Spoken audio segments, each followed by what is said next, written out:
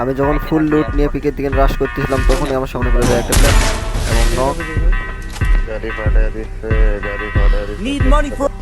আমি এখানে ওয়েট করতেছিলাম আবারও নামবে লুট বক্সে স্নেপার নেওয়ার জন্য। স্নেপার লোক কার না থাকে না এবং আবারও নক করে দিলাম। এখানে একটা পুষার আছে, তাকেও একটা শট দিয়ে নক করে দিই এবং ক্লিয়ার নেই।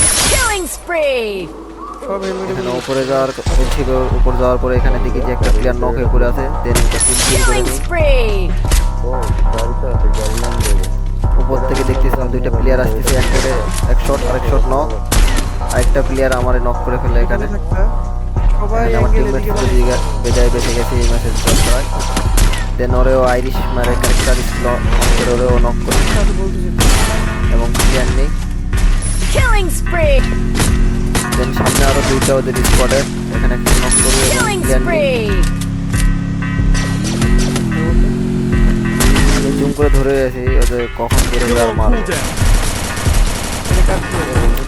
ওরা একটা শট লাগাই দিয়ে আরেক শট বাই কি নক হলো না।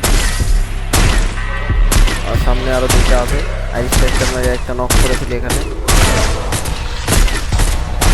দেন ও এখানে হার্ড কভারে চলে যায়, দিকে ওরা নক করতে পারি না।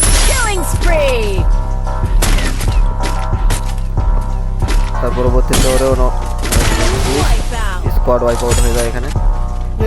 দেন আর প্লেয়ার কিন্তু বেঁচে আছে তিনটা, আমরা চারটা। সাইড করতেছিল এখানে একটা মেরে নক করে দিয়ে ক্লিয়ার নেই। দেন আরেকটা নক ড্যামেজ দেয় এবং ফিট করে এখানে মাত্র একটা প্লেয়ার ল্যান্ডিং করছে। ওদের কাছে গান অনেক মেরে ম্যাচটা ক্লিয়ার করি। গ্যান মাস্টার লবিতে বুঝতেই পারতেছো গাইস কেমন হার্ট লবি হতে যাচ্ছে।